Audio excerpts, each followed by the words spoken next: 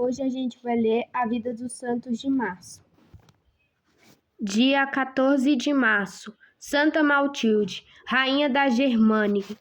Santa Maltilde era filha do conde de Irete de Saxe, que descendia o famoso Ucht, chefe dos saxões, durante o reinado de Claros Magno.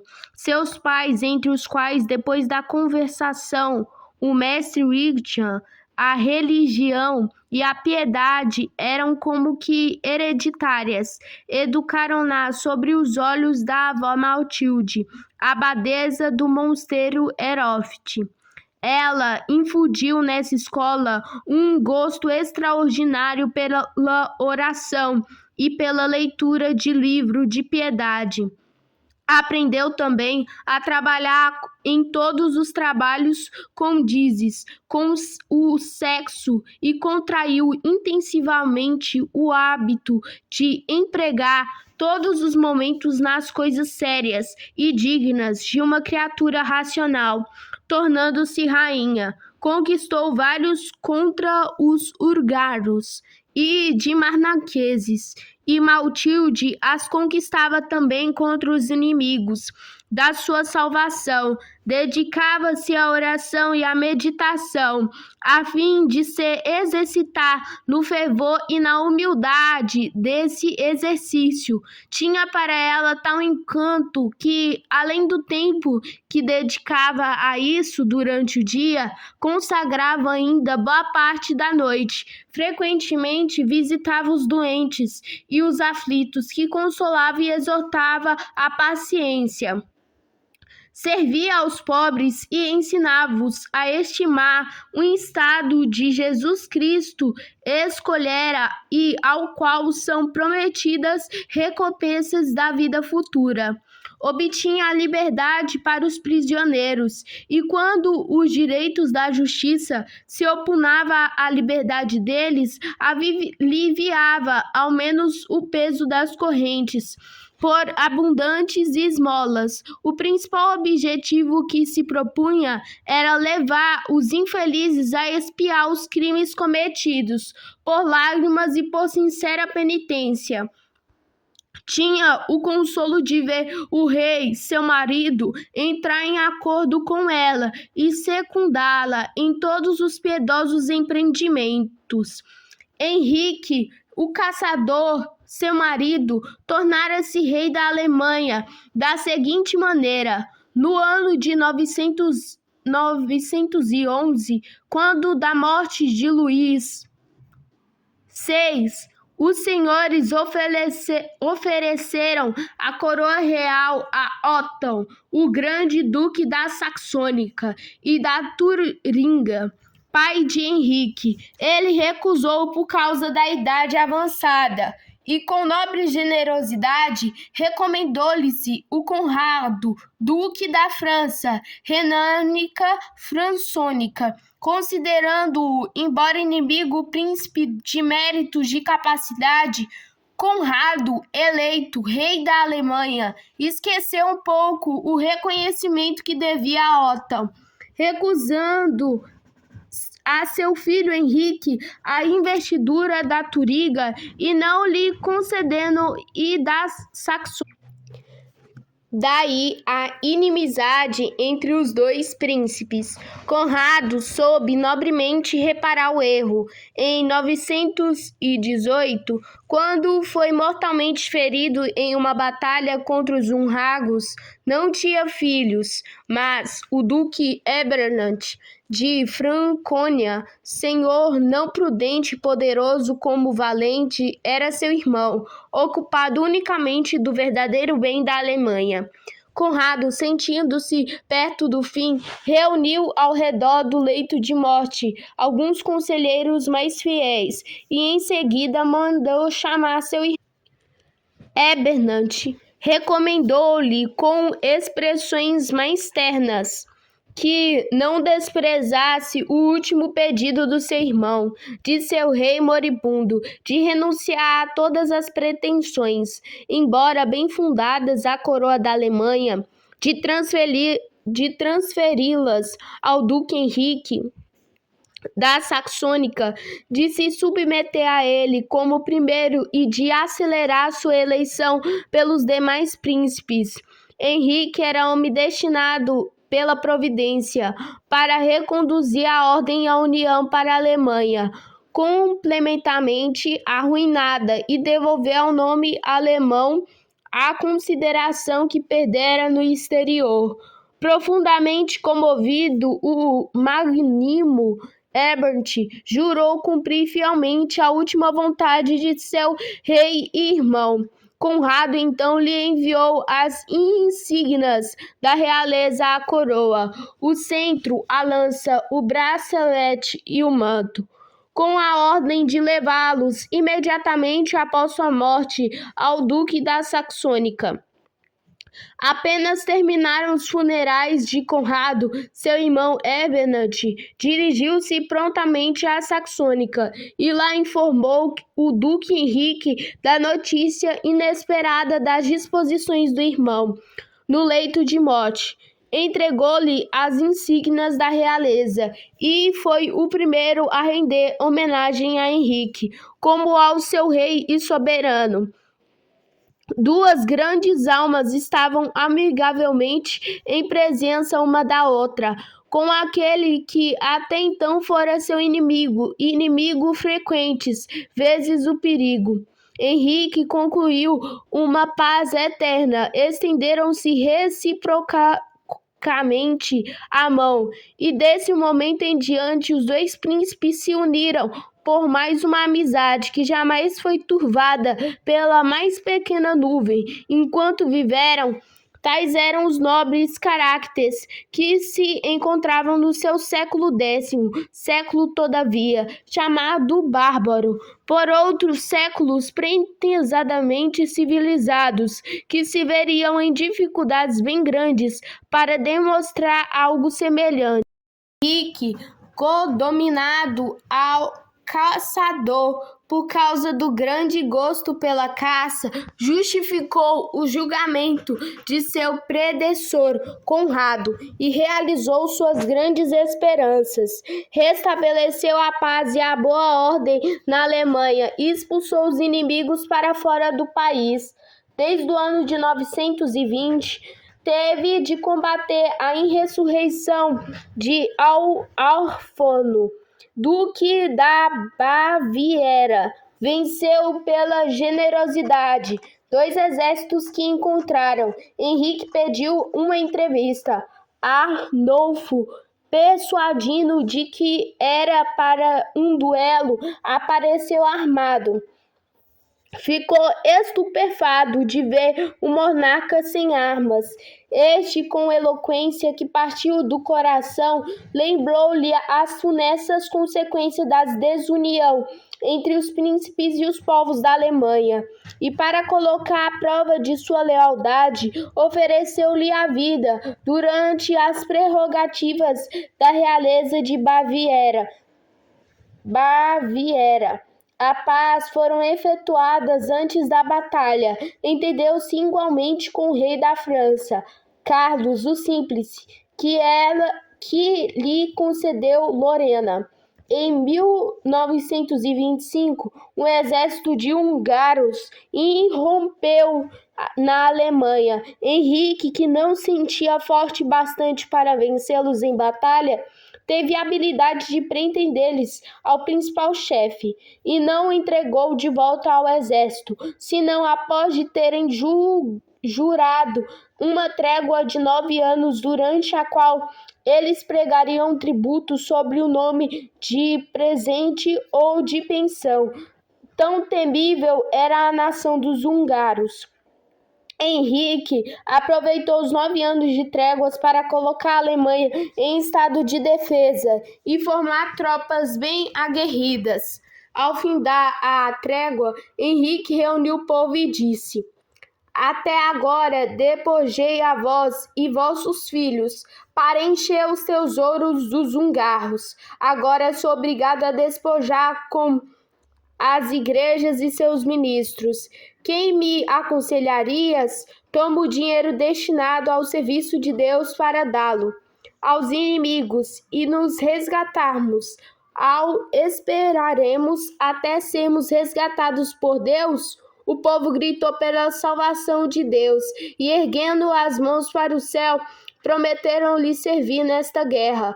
Pouco depois chegaram os enviados húngaros para reclamarem o tributo.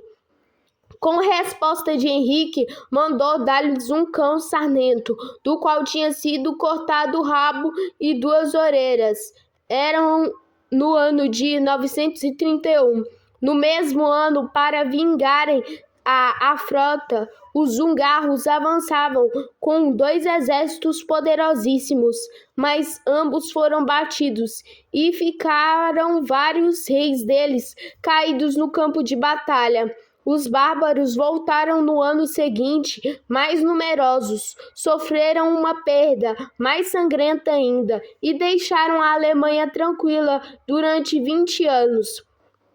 O Henrique aplicou ao serviço de Deus e o alívio dos sofrimentos dos pobres, os tributos que deles recebia. Henrique trabalhou também pela conversão dos infiéis e fez com que se batizassem um rei dos Abdoritas e um rei dos Gimananqueses ou Normados. Tinha por amigo Santo Udarbic, bispo de Abigusto. Morreu no 2º dia de julho, no ano de 1936. Durante os últimos momentos de vida, a rainha Santa Matilde, sua esposa, permanecia nas igrejas rezando. Percebendo pelos lamentos do povo que ele estava morto, perguntou se havia algum sacerdote em jejum que pudesse celebrar a missa por ele. Apresentou-se um jovem e virtuoso sacerdote chamado Adaldac. Matilde lhe deu imediatamente os braceletes de ouro que levava e mais tarde obteve que fosse nomeado arcebispo de Bremen. O corpo do rei Henrique foi levado para Quindimburgo, perto de Halberstadt, onde ela havia decidido fundar com ele um mosteiro para as moças. O executou incontinenti. Eram todas as pessoas nobres, e Santa Matilde se retirou com elas para lá terminar os seus dias. De Henrique tivera 3 filhos, Otton, Henrique e Bruno. Tinha especial predileção pelo segundo, o que constituiu a fonte de grandes males, porque após a morte de seu esposo, desejava que ele fosse reconhecido como rei, e havia um pretexto para preferi-lo a Otton, e que este nascera antes de que o pai se tornasse rei. Otton, já designado pelo pai, venceu de acordo com o sufrágio dos francos e dos saxônicos, mas Henrique, que foi duque da Baviera, sempre alimentou pretensões e várias vezes se revoltou. O terceiro, Bruno, dedicou-se aos estudos e aos serviços da igreja e se tornou grande santo. Entretanto, retirada no mosteiro de Quedlinburgo, Matilde observava rigorosa disciplina e, conservando maravilhosa dignidade nas ações e nas palavras, não deixava de possuir modéstia e pudor que a teria feito passar por virgem. Se os filhos não fossem reconhecidos, à noite, além do ofício a que assistia, rezava durante muito tempo, antes e depois. Jamais se aproximou do altar com mãos vazias, seja enquanto o rei era vivo, seja depois de morto. Todos os dias apresentava ao padre sua oferenda de pão e vinho, para a salvação de toda a igreja, mas deste que enviuvou, não cessou de oferecer o santo sacrifício pelos pecados do rei, seu esposo, no que superou todas as mulheres de seu tempo. observou toda a vida e o 8º dia da morte do príncipe e o 30º e o aniversário. Pelo ano de 946, suportou rude perseguição da parte dos príncipes, seus filhos. Como fazia muitas vezes esmolas, contara a eles que ela gostava de somas imensas das rendas do Estado. Otton chegou a enviar espiões para prender-lhe aqueles a quem sua mãe enviava esmolas, tirar-lhes e maltratá-los. Queriam que abandonasse as terras que havia recebido como dote e tornasse o hábito religioso. Para aumentar-lhe o desgosto, o príncipe Henrique, seu filho predileto, concordou com Otton neste particular. Como visse aumentar diariamente os maus-tratos, deixou tudo quanto o rei Henrique lhe dera e retirou-se para a Hungria, que fazia parte de Guestfália atual.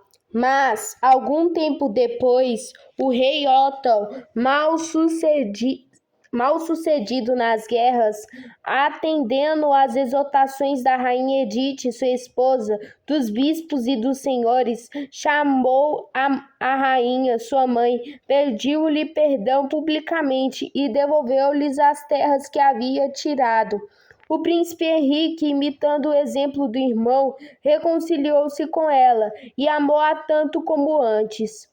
A Santa Rainha Matilde, restabelecida em sua autoridade primitiva, aplicou-se mais ainda do que antes a dar esmolas e fazer boas obras, e com o socorro do rei, seu filho, fundou várias igrejas e 5 mosteiros, entre outros de Polden, do Ducado de Brunswick, onde reuniu 3.000 monges. O rei Otton confirmou tais doações pelas cartas do ano 955. No mesmo ano deu-se a morte de Henrique. Então o duque da Baviera, a rainha Matilde, ficou profundamente abatida. Renunciou aos poucos ornamentos que guardava durante a viuvez e não mais se apresentou senão em vestes de luto. Não quis mais ouvir nenhuma canção profana, nem assistir nenhuma diversão. Não ouvia senão cânticos extraídos da Escritura Santa ou das vidas dos santos. Dava refeições aos pobres 2 vezes por dia e distribuía alimentos mesmo durante as refeições. Quando viajava, levava consigo círios, que distribuía pelas igrejas, e alimentos aos pobres, e havia recomendado a uma religiosa que servia, Riburge, não deixar passar nenhum pobre sem receber esmola. Em todas as cidades em que passava o inverno, fazia acender uma grande fogueira para os pobres, que durava toda a noite. Aos sábados redobrava a caridade, porque era dia da morte do rei, seu esposo. De manhã mandava preparar um banho para os pobres e viandantes. Algumas vezes ela mesma os servia. Depois levava-os para um aposento, onde lhes dava alimento ou roupas, de acordo com a necessidade. Não deixava passar um só dia sem praticar obras de caridade pessoalmente. Em 967, Northaluse, onde fundara um mosteiro de 3.000 religiosas, teve o último encontro com os filhos e os netos. O imperador Otton lá se encontrava com a sua irmã, Gerberge, rainha da França. Passaram juntos 7 dias. Santa Matilde recomendou-lhe, sobretudo ao imperador, seu filho, o novo mosteiro que havia fundado para a salvação de toda a família. Lembrou ao filho que neste lugar, Henrique, que seu irmão nascera, bem como sua irmã Gerberge. Só o nome desse mosteiro devia, portanto, lembrar-lhe a memória afetuosa de um pai, de uma mãe e de um irmão e de uma irmã. No dia em que o imperador devia partir, após terem assistido juntos à Santa Missa, ela renovou as lembranças com uma ternura mais profunda do que antes e anunciou-lhe que estava vendo pela última vez. Despediram-se e abraçaram-se chorando. Os presentes também choravam. O imperador montou a cavalo e ela, entrando na igreja, aproximou-se do lugar onde havia assistido à missa, ajoelhou-se e beijou, chorando, os rastros do filho que partia. O imperador foi avisado. Saltando do cavalo, atirou-se-lhe aos pés, dizendo: Ó venerável senhora, por que serviço poderíamos pagar essas lágrimas? Após a oculta pausa, a piedosa senhora disse: De que nos serve ficar mais um tempo juntos? Queiramos ou não, temos de nos separar. E te vendo-te, não diminuirá a minha dor. Ao contrário, vai na paz de Cristo. Não verá mais este rosto e corpo mortal. Assim ao menos penso. Com o efeito, voltando a Edimburgo, caiu doente e, vendo que a morte estava próxima, mandou chamar Rincherburga. Então a abadesa de Norchausse, para que assistisse até o fim, distribuindo aos bispos e aos sacerdotes onde lhe restava de bens, e não terminara de distribuir aos pobres e aos mosteiros. Uma multidão de pessoas veio visitá-la durante a doença. Entre outras, seu neto Guilherme, arcebispo de Maiença. Ela o recebeu com grande alegria e disse: Não duvido de que Deus te envie aqui, porque ninguém me é mais íntimo, nem me faz mais agradável com relação ao quem se trata de fazer, sobretudo, desde que perdi a esperança de ver meu querido Bruno viver além de mim, para ver meus últimos momentos e confiar meu corpo à terra. Agora, pois, escuta inicialmente minha confissão e dar-me a absolvição pelo poder que recebeste de Deus e de São Pedro. Depois entra na igreja, canta a missa por meus pecados e minhas negligências, pela alma de meu senhor, o rei Henrique, e por todos os fiéis cristãos, vivos e defuntos. Após o arcebispo, seu neto, ter rezado a missa, veio a encontrá-la novamente e dele a segunda absolvição. Em seguida, o óleo santo e o viático. Ficou ainda 3 dias perto dela, mas vendo que não estava tão próxima do fim, pediu-lhe permissão para retornar. A rainha pediu à abadesa Rincherburg que desse o que ainda restasse ao bispo.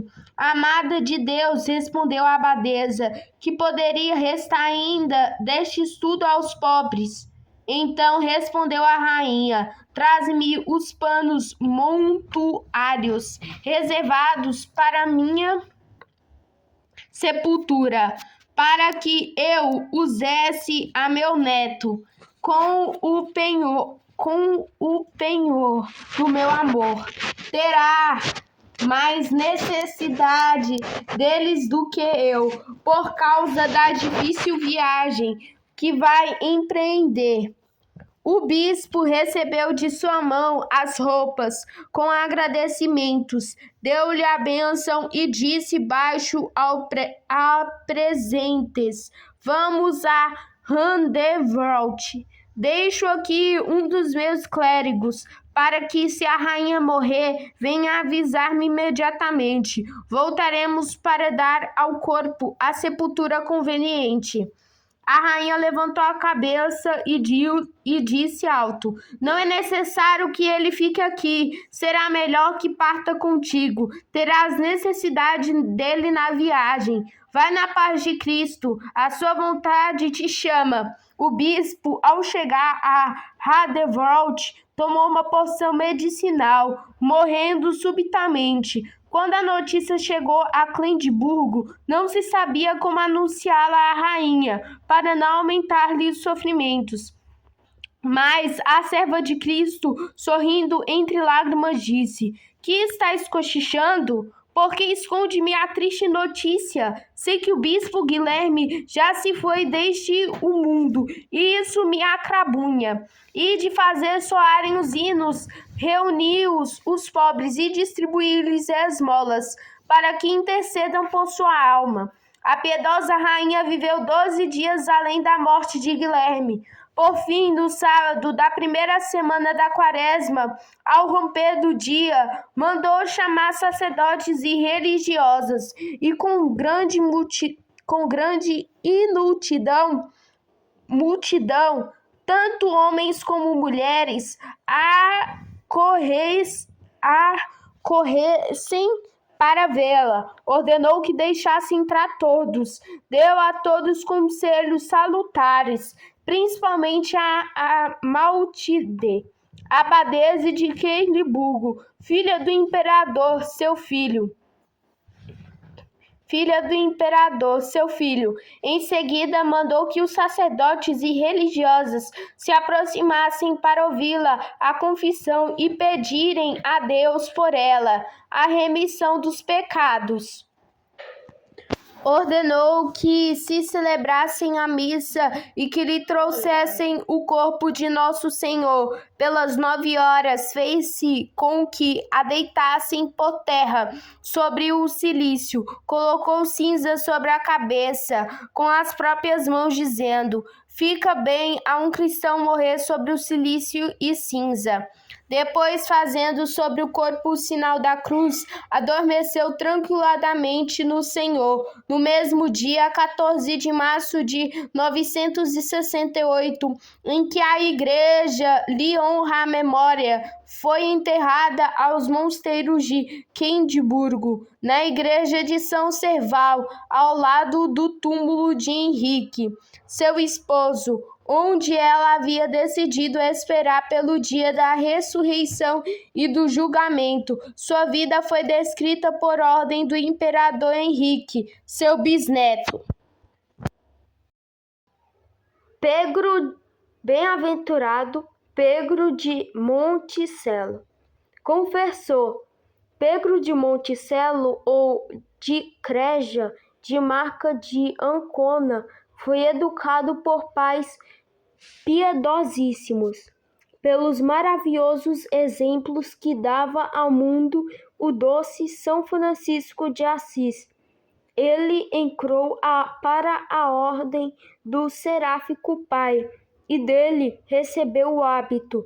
Pedro não tardou a ser modelo de perfeição, tal a sua aplicação à oração, ao recolhimento, à mortificação.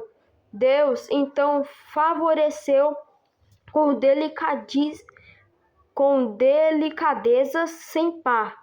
Vejamos o que nos contam com aquela sua linguagem peculiaríssima. Capítulo.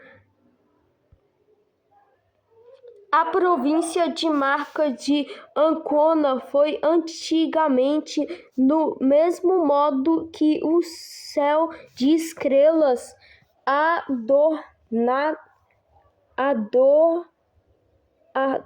adornada de santos e exemplares frades ou quais como luminárias do céu iluminaram e adornaram a ordem de São Francisco e o mundo com exemplos e com doutrina. Dentre outros, foi em primeiro lugar Frei Lúcido, o antigo, o qual foi verdadeiramente luzente, de santidade e ardente pela caridade divina, cuja maravilhosa língua, informada pelo Espírito Santo, fazia maravilhosos frutos de pregação. Mais adiante, outro foi Frei Pedro de Monticello, o qual foi visto por Frei Servodeu de Urbino, levantado da terra corporalmente, 5 ou 6 braças até os pés do crucifixo, diante do qual estava em oração. Este Frei Pedro, jejuando uma vez na quaresma de São Miguel Arcanjo, com grande devoção, e no último dia daquela quaresma, estando na igreja em oração, foi ouvido por um frade jovem a falar com São Miguel Arcanjo, e as palavras que ele diziam eram estas. Dizia São Miguel: Frei Pedro, tu te has afatigado fielmente por mim, e de muitos modos tens afligido o teu corpo. Eis vim consolar-te, para que peças a graça que quiseres. Eu a impecre de Deus. Respondeu Frei Pedro: Santíssimo Príncipe da milícia celestial e fidelíssimo zelador do amor divino e piedoso protetor das almas, peço-te a graça que te impetrares a Deus o perdão dos meus pecados. Respondeu São Miguel: Pedes outra graça que esta eu alcançarei facilmente para ti. E Frei Pedro, não pedindo mais nada, o arcanjo concluiu: Eu, pela fé e devoção que tens em mim, obterei para ti essa graça e outras muitas. Acabada a conversação, a qual durou muito tempo, o arcanjo São Miguel partiu, deixando-o sumamente consolado. No tempo desse Frei Pedro Santo, existiu o Santo Frei Conrado da Ofida, os quais, estando juntos em família no convento de Forano, da custódia de Ancona, o dito Frei Conrado foi de um dia à selva para a contemplação de Deus, e Frei Pedro secretamente seguiu atrás dele para ver o que adivinha. E Frei Conrado começou a estar em oração e rogar devotissimamente a Virgem Maria, com grande pranto, que ela lhe obtivesse a graça do seu bendito Filho, para que ele sentisse aquela doçura que sentiu São Simeão. São Simeão, no dia da purificação, quando tomou aos braços Jesus Salvador bendito, e feita essa oração, a misericordiosa Virgem Maria o atendeu, e eis que apareceu a Rainha do céu com seu Filho bendito no braço, com grandíssima claridade de luz, e, aproximando-se de Frei Conrado, pôs-lhe no braço aquele bendito Filho, o qual devotissimamente, recebendo-o e abraçando e beijando e cingindo ao peito, todo se derretia e consumia em amor divino e inexplicável consolação. E Frei Pedro, semelhantemente, o qual escondido via tudo, sentia na alma grandíssima doçura e consolação, e partindo a Virgem Maria de Frei Conrado, Frei Pedro, às pressas, voltou ao convento para não ser visto por ele.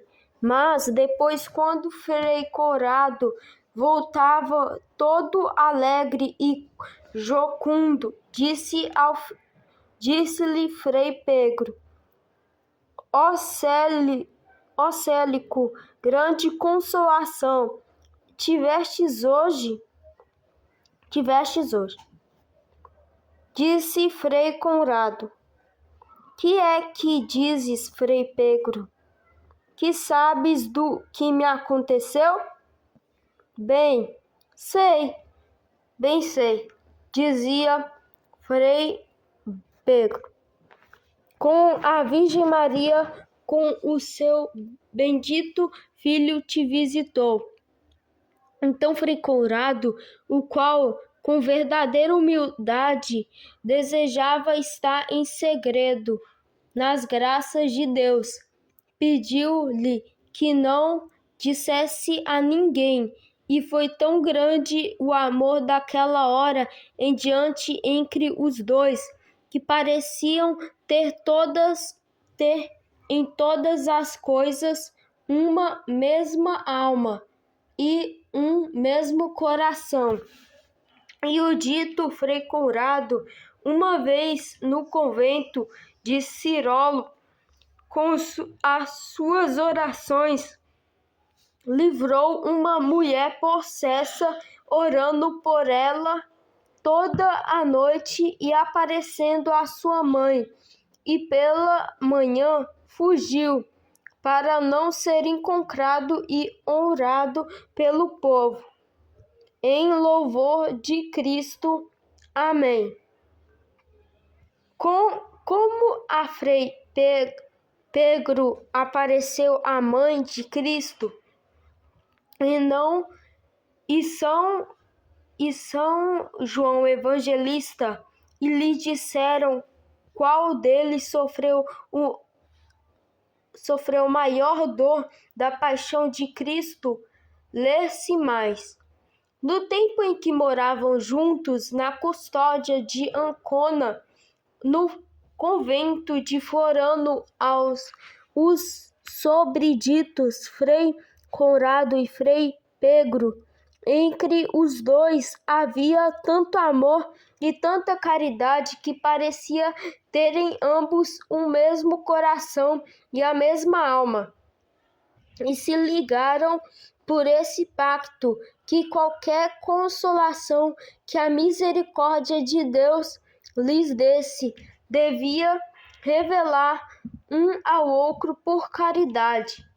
Firmado entre ambos esse pacto, sucedeu que um dia, estando Frei Pedro em oração e pensando devotamente na paixão de Cristo, e como a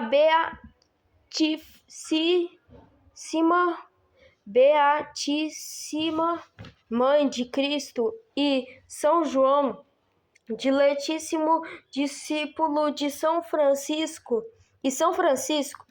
estivessem pintados ao pé da cruz, pela dor mental, crucificados com o Cristo, teve ele o desejo de saber qual dos três tinha sofrido dor maior com a paixão de Cristo, se a mãe que o havia gerado ou o discípulo o qual havia dormido sobre o peito, ou São Francisco, que com ele estava crucificado, e permanecendo nesse devoto pensamento, evangelista e com São Francisco, vestidos de nobilíssimas vestes de glória bem-aventurada. Mas São Francisco parecia vestido de vestes mais belas do que São João. Estando Frei Pedro todo espantado com essa visão, São João o confortou e disse-lhe: Não temas, caríssimo irmão, pois vimos consola-te e esclarecer a tua dúvida. Sabe, pois, que a Mãe de Cristo e sobre todas as criaturas, sobre todas as criaturas, sofremos com a paixão de Cristo.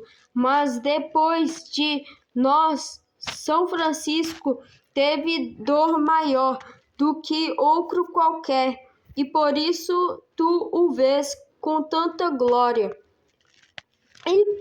E Frei Pedro perguntou-lhe: Santíssimo Apóstolo de Cristo, por que a veste de São Francisco parece mais bela do que a tua? Respondeu São João: A razão é essa, porque quando ele estava no mundo, trouxe vestes mais vis do que eu. E ditas essas palavras, São João deu a Frei Pedro uma veste gloriosa, a qual nas mãos trazia, e disse: Toma essa veste, a qual trouxe para te dar. E querendo São João vesti-lo com aquela veste, Frei Pedro, estupefado, caiu ao chão e começou a gritar: Frei Conrado, caríssimo, corre-me depressa, vem-me ver coisas maravilhosas. E com essas palavras, aquela santa visão desapareceu. Depois, vindo São Conrado, ele lhe contou ordenadamente todas as coisas e agradeceram a Deus. Bem-aventurado São Pedro de Monticello, o bem-aventurado Pedro de Monticello faleceu em fins do século XIII, no convento de Cirolo, na Marca, e o culto memorial que lhe rendeu a devoção das gentes devotas foi confirmado em 11 de setembro de 1795 por Pio VI. No mesmo dia, em Roma, no Campo Verano, São Leão, bispo, e Martim, em